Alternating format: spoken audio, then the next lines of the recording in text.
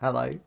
Bet you thought you wouldn't be seeing me again. Today I'm going to be doing a kind of welcome to Booktube tag style thing, but I didn't like the questions in the newbie tag, so I asked my followers on Instagram to give me a few questions they want to know about my bookish habits. So let's go. How have my book choices changed over time? This is interesting to me because I recently read a book, Confessions of a Mask by Yukio Mishima, which I absolutely hated. Could not see any good in it at all, like no good characterization, rubbish plot. And this was kind of a surprise to me because last time I read one of his books 6 years ago, I really liked it. I think partially I'm less enamored in that whole ooh, society doesn't understand me, oh, I'm so edgy, wow kind of vibe. It's not really for me anymore. But I think more than that, I used to kind of think that in order to be a well-read person, in order to kind of be the big book boy, I needed to read like all of the classics.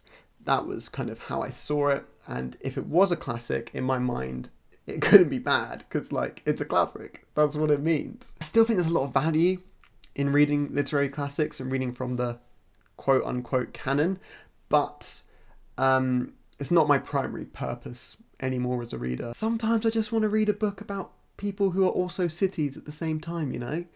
And I don't think that's too much to ask. Next question, my favourite African author or book? It's a great question. I should probably preface this by saying I've read more books by Murakami and Brandon Sanderson combined than I probably have from the entire continent of Africa. So, yikes on that front. There is work to do there, and it is something that I am hoping to actively improve upon. That being said, I really like Chinua Achebe. I think Anthills of the Savannah in particular is a really good book. I also like Ngũgĩ wa Thiong'o. I think that A Grain of Wheat is another book I would really recommend. I also recently read By Night the Mountain Burns, which is a book set in a secluded island off the coast of Equatorial Guinea. I'd really recommend that. It kind of tries to replicate the oral tradition of that island in a written form. Yeah, really good read, would rec. And yeah, if people want to shout out some some faves in the comments below, that would be appreciated. I am going to actively work on it a bit this year. The next question is, what's my next read? Funnily enough, I'm currently reading Boris Becker's autobiography. So I'm actually a big fan of tennis. But in this specific case, I'm reading it because I'm currently doing a challenge to read all 66 of the books that I physically own but haven't yet read. So I've also got McEnroe's biography coming up at some point too. But I think after this, I'm probably going to read Rohinton Mysteries, A Fine Balance, because I've been wanting to read that for ages and it's on the list. So I'm kind of doing a thing where I'm reading 10 books from that list and then letting myself have a few books to read on Kindle that I've, more want to read right now. That way I don't just kind of drive myself to exhaustion by trying to get through these 66 books, that some of which I bought for myself like 6 or 7 years ago. So yeah. So the next question is, what was my favourite read of 2020? So I'm going to divide this one into like two different sections, basically. Firstly, I'm going to talk about my favourite book that I read in the year, and then I'm going to talk about my favourite book that was published in 2020. So the answer to the first question is probably The Waves by Virginia Woolf. Really good book. The way that she tells the narrative kind of through the thoughts and ideas of the 6 different narrators is just like breathtaking, really. It's just a really good way of doing it. I haven't quite read anything like it. Okay, so I mean, I say that's my favourite book that I read in the last year. I mean, if we're talking about in terms of pure enjoyment, in terms of fun had, then it's actually probably Gideon the Ninth by Tamsyn Muir.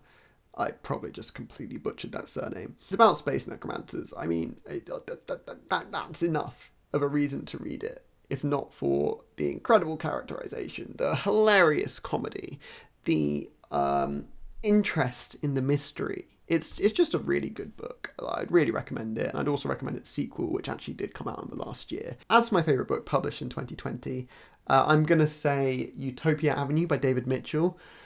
Not that David Mitchell. Come on. You're better than that. You know better than that.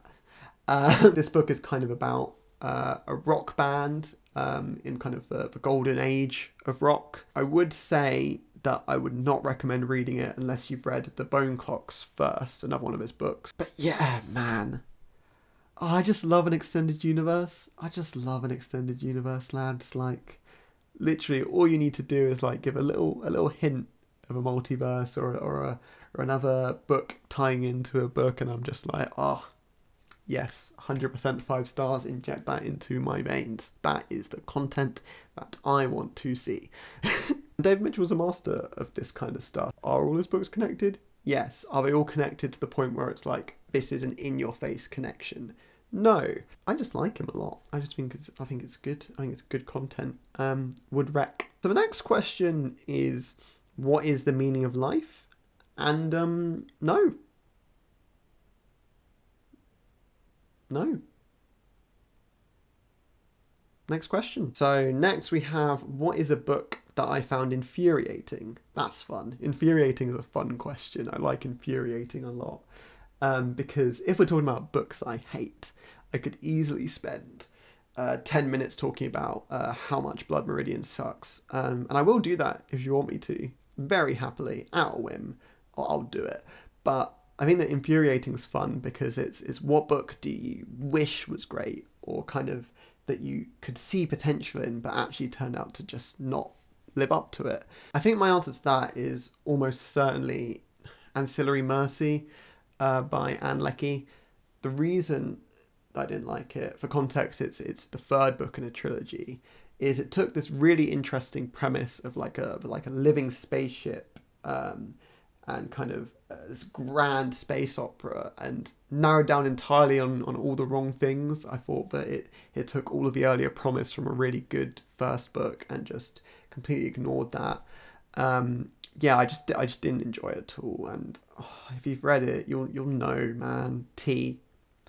I'm done with tea. Tea chat. I don't want no more tea chat. Spill the tea. The tea is too much tea. Get it out of that book. Don't want it. Don't need it. 5 authors I would invite to a dinner party. I mean, if you don't invite Hemingway and Joyce, you're a coward, frankly. So, them. I'd invite Ursula Le Guin just because I would have loved to have had a conversation with her. I think she's a genius. I'd invite Elena Ferrante because, you know, I'd be like J.J. Jonasson, you know, unmasking Spider-Man, but with instead an Italian author. And then I'd probably also invite Agatha Christie just in case things went a bit wrong. Always helpful to have her around at a dinner party. What is a fictional character that I associate with, that I kind of see myself in? Yeah, the Hungry Caterpillar. I'm just hungry, man. I'm just hungry, and George Bush loves me. Name a time a book has been better than the film, and when a film has been better than the book. Well, for film better than the book, I haven't ever been able to get past the first few chapters of Little Women. So, whereas Little Women, the film, I'm obsessed with. It's so good. So I think probably that is a good answer. Atonement, I really didn't get on with the book very much, but I really loved the film, especially the Dunkirk scene. I think that's the good content. On the other hand, The Great Gatsby, obviously, is a book that I love, but I think that both film versions are bad in different ways, not very good films. But I am excited to see what gets made out of copyright for The Great Gatsby, because there is some mileage to be had there. Then Cloud Atlas is an answer both for a film better than the book and a book better than the film, because that film, man, is both incredible and very flawed. It answers all the questions. It's Cloud Atlas. It's a question in itself. What was my favourite book that I read during school? I mean, Gatsby is definitely up there. Absolutely loved Gatsby. It was like a gateway for me into first Fitzgerald and then that broader kind of subset of authors, and that's kind of laid the foundation for who I am as a reader today. I do love Of Mice and Men. I think it's a really good book. I think it's a really good book to set for children as well, teenagers. I think it really covers great themes, a historical period that, especially in the UK, you're unlikely to know anything about. And it's just very readable, very fun, very good book. Other than those two, I guess reading the Odyssey in college, really enjoyed that. I like the Odyssey a lot. Next question is, who's my favourite author who's not a gross misogynist? So, okay, I know specifically why this was asked. It's asked because I'm a big fan of Haruki Murakami, who understandably gets a lot of criticism for the way he portrays women in his novels. As far as my answer to the question, it'd probably be like Ursula Le Guin or Rachel Cusk. I love both of their work hugely. So yeah, probably one of those two. What is the first book I should read by a Japanese author? Well, my route in was Haruki Murakami, which isn't necessarily what I would suggest for anyone. What I potentially would suggest is Kitchen by Banana Yoshimoto. I think it's a really good start to one of modern Japan's best living authors. I think also Convenience Store Woman by Murata is it's a good book. Again, a good intro to one of the big contemporary authors in Japan. They're both very short works. You can get through them in an afternoon, no problem. For classics, I'd say Snow Country by Kawabata. You know, I'm kidding. It's just I did a video on him, but I'm not kidding though. I'm not kidding. Read it and then watch the video and give me a thumbs up. Thanks. How do I break the lockdown-induced reading slump that I'm stuck in? It's a good question. I find when I have a reading slump, my method of getting into it is if I've got like a list of books or a book that I was meant to be reading, I'll put that to the side and I'll usually just read like a graphic novel because they're my happy place for me.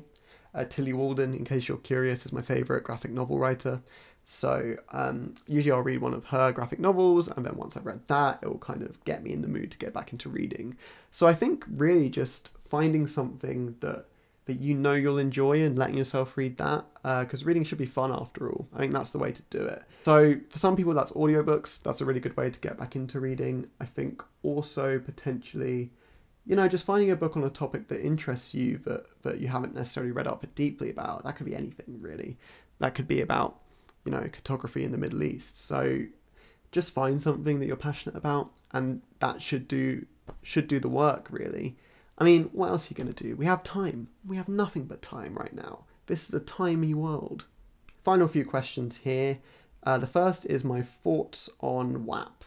It was alright, I guess. It both did and didn't surprise me that it was on the top of many publications' favourite songs of 2020. It feels like a very safe choice despite its content matter. Yeah, it's kind of a bop, isn't it? It's kind of a bop. If you're referring to the other WAP, War and Peace by Tolstoy, yeah, great book, great epic.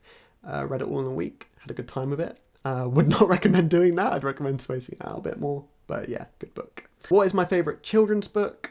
Depends if we're talking like children or young adult. If we're talking children, Matilda by Roald Dahl is a favourite. Anne of Green Gables, I love as well. If we're talking young adult, I'd say maybe His Dark Materials by Philip Pullman or A Wizard of Earthsea by Ursula Le Guin.